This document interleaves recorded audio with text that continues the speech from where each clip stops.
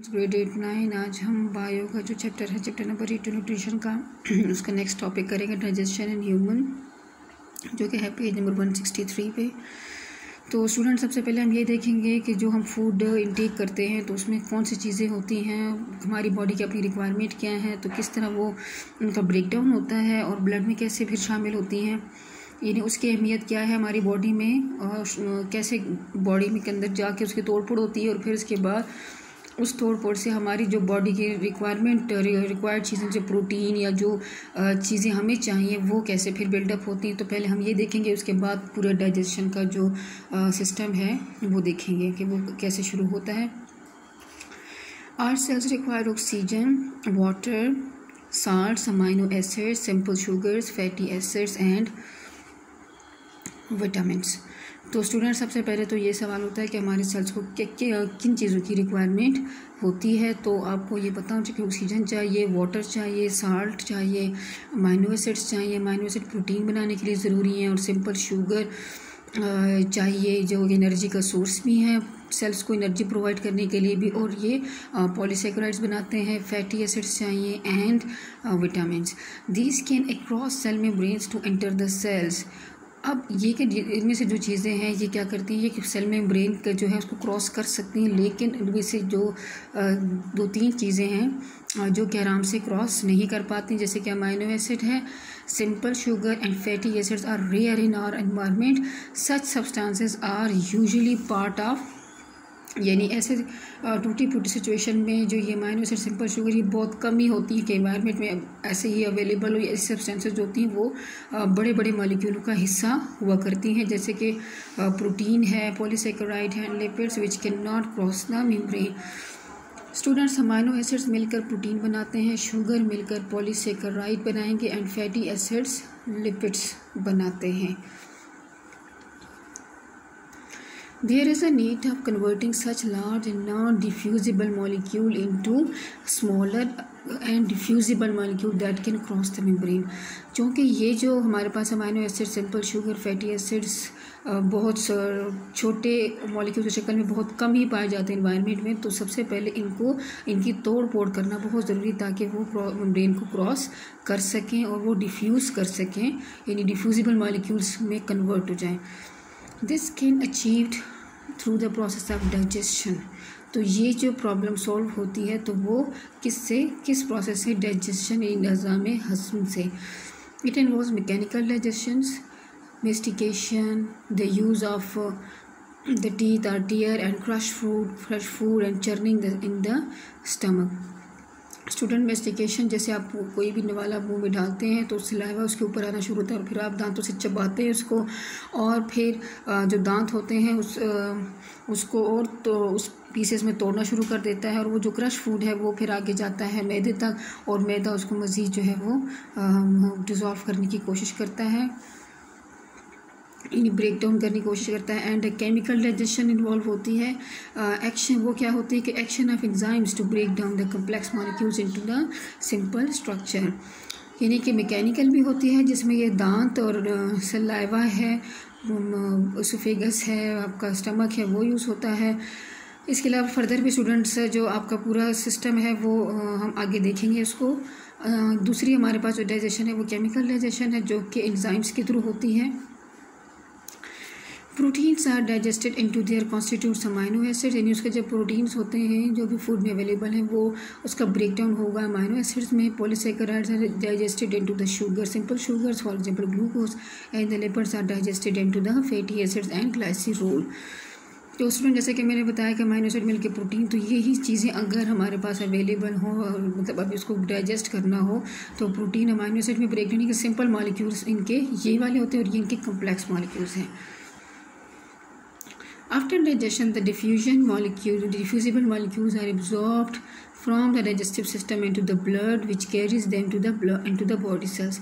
In body cells, the blood molecules are assimilated to get energy and to synthesize their own structures. At the same time, the indigestible part of the food which remains in the digestive system is eliminated out of the body through the process of defecation, यानी जो feces हैं यानी जो चीज़ें जो food का part जो digest नहीं होता तो वो जिस्म से फिर बाहर निकल जाता है फेसिस के थ्रू और या यूरिन के थ्रू। In simple words, our digestive system is responsible for the injection of food, यानी हमारा जो सिस्टम है उसमें हम क्या करते हैं कि फूड को खाते हैं, इट डाइजेशन इनटू डिफ्यूजिबल, फिर इसको हज़म करते हैं ताकि वो ऐसे मॉलिक्यूल्स में ट्रांसफ़र हो जाए जो कि हमारे सेल मेम्ब्रेन के अंदर डिफ्यूज़ होना शुरू हो जाए, यानी छोटे छोटे मॉलिक्यूल्स में इसको ट्रांसफ़र करना, absorption of the digested food. और फिर एक और स्टेप भी है कि इसको ब्लड में जो है ना वो जो विटामिन के जो भी अमाइनो एसिड्स रिलीज़ हो चुके हैं तो अब वो ब्लड में एब्जॉर्ब भी हो सके and the elimination of the indigestible material.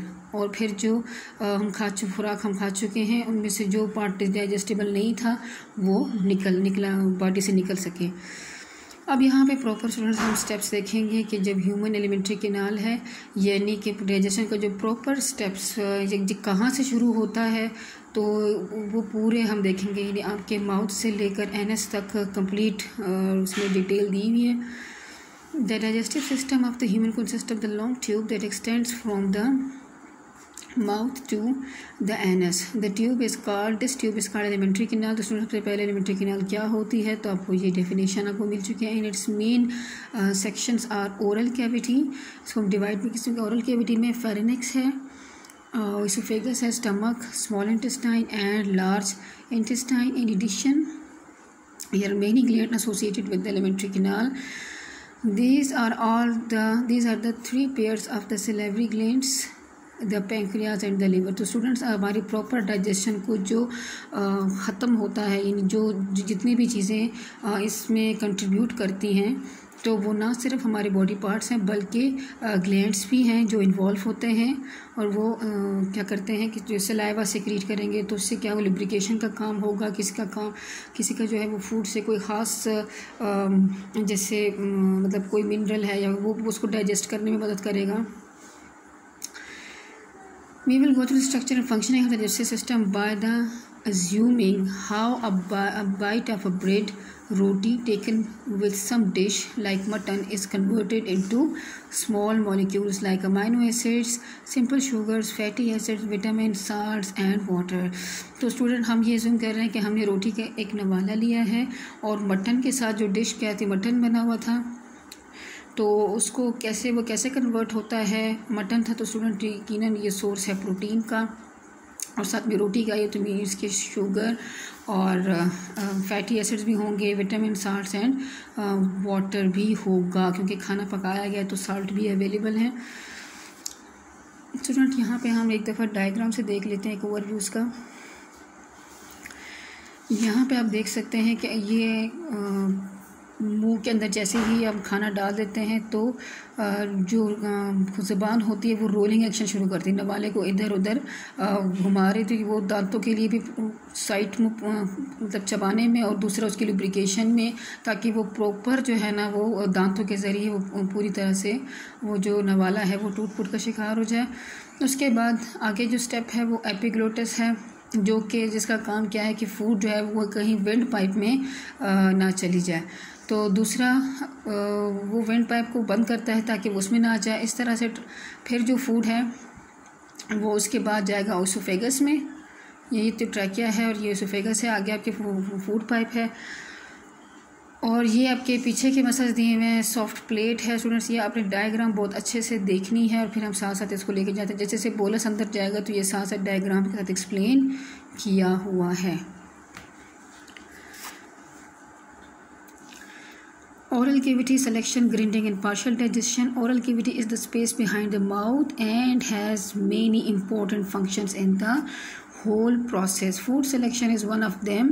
When food enters the oral cavity, it is tasted and felt. If the taste of the mutton suggests that it is cold, we reject it. If the teeth or tongue tongues detect some hard objects such as dirt. We also reject that bite. The senses of the smell and the vision also help oral cavity in the selection of food. तो student सबसे पहला step हमारे पास आ रहा है कि selection है oral cavity में, जो मुंह में जाता है तो सिलेक्शन होती है जिसमें हमारे जो आँख है, नाक है, यानी कोई फूड सख्त है या जायका बहुत पुराना है जैसे महसूस हो रहा है, स्मेल, तो ये सारी फूड को सिलेक्शन में हेल्प आउट करती हैं. The second function oral cavity is the grinding of food by teeth. It is also known as chewing or mastication. This is useful first because the esophagus can pass only the small pieces, and secondly because enzymes cannot act on the large pieces of food. They require small pieces with large surface areas to attack. The third and the fourth function of the oral cavity are the lubrication and the chemical digestion of food. The chewing process stimulates the three pairs of salivary glands जो कि हमारे मुंह में होते हैं.